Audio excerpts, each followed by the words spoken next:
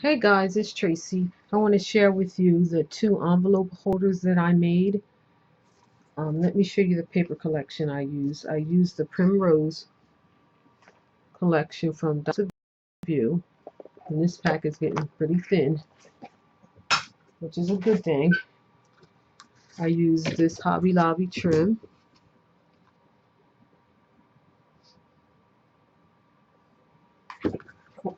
I use this stencil, which is DCW, and it's called Mini Ledger. Let's see if I can change the angle of this camera. Okay, and I use some, I believe this is called paper tape, and I believe I picked this up several months ago from the Dollar Tree, and it's kind of has a soft feel to it, and I'll tell you why I use that. The other night, I think it was a couple nights ago, I had posted a video of this holder right here, and towards the end of the video, I noticed that my envelope holder had ripped in a couple places, so I pulled the video down because I wanted to create another one. So, and I whitewashed, so I'll describe this one. I whitewashed this one. This is my handmade flower. And this is the Iron Roses leaves, as well as these skeleton leaves. And then it's that trim I showed you. And I have it on the back here. And I don't know if I said, but everything was whitewashed. The outside paper as well as the inside. So when you open it up, here's the flap, and you can see where I added that ribbon. And see, when you see the ribbons there, as you fold it, then you put your other piece. If you want to do it this way, then you put your other piece of ribbon here. Putting that piece is going to sit. The piece is going to sit on the that would hit the table when it sits down. That's where you want to put the ribbon at. So then you open it up. It's trifold. There's a piece of paper there. I mean cardstock. And on for this one, I used what do you call paper for the inside, because on my previous videos that are still out there, I said that I wouldn't use cardstock for the inside because cardstock makes it thick.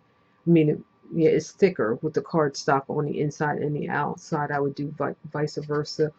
Vice versa, but it would depend on what you're putting in it. If you're not putting anything bulky, then cardstock on the inside and outside would work just perfectly fine. I used my 1/2 inch punch, and then as you can tell, it was whitewashed, and my Prima Doll stamps are in here, but it tore. So it tore in a couple of places. So what I did, I took that tape because I didn't want to throw it away. I was trying to find a way to save it. So as you can see, I took that tape and just aligned it across. Because it's kind of sheer, it doesn't really look bad at all. And even here, and even if you see it in person, it doesn't look bad at all. So I put that tape there as well. So tonight I made another one, and I think in my mind I was thinking that I didn't repair this one, but I wanted to make another one.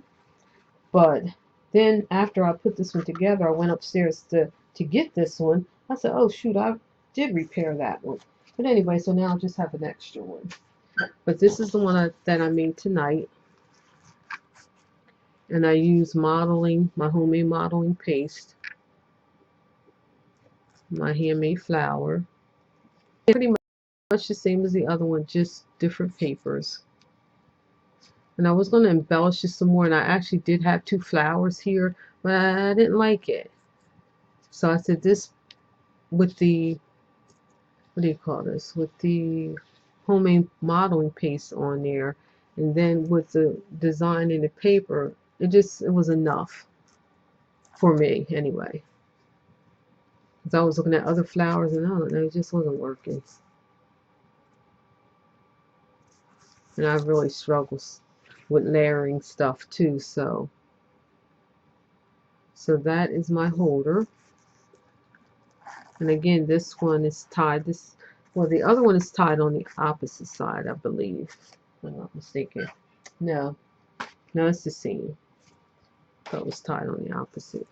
So here's the inside flap. And then here's the layer.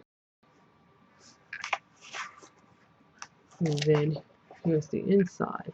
And for this one, guys, after I had put the raw envelopes together, I took that paper tape and lined all my joints on the inside and the outside so I wouldn't run the risk of it tearing on me again.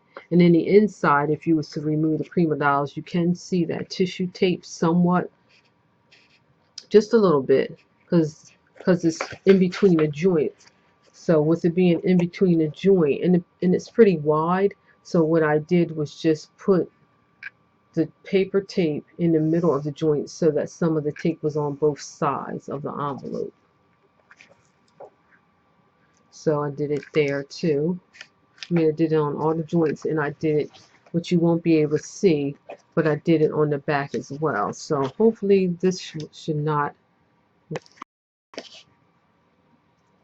So then for this one, I did use cardstock on the inside and the outside, but I only have 2 stamps in here. So with the 2 stamps, it's fine. And no, it's 3 in here, but I did try it with 2 stamps, and it was fine. It was, of course, it's going to be less bulky, but it is able to close, with the 3 stamps. But again, it's fine, but it's just, like I said, it's just a little tighter. You wouldn't be able to try to squeeze anything else in here, I don't think, without ripping it. So again, there is my envelope holder. Second envelope holder. Okay, now, yeah. So I think what I did was take one of the stamps out of here and tried it in there just to show that 3 stamps would fit in here with all of it being constructed by cardstock. Guys, I just wanted to show you what I was up to. Alright guys, thanks a lot for watching, commenting, and subscribing. Bye.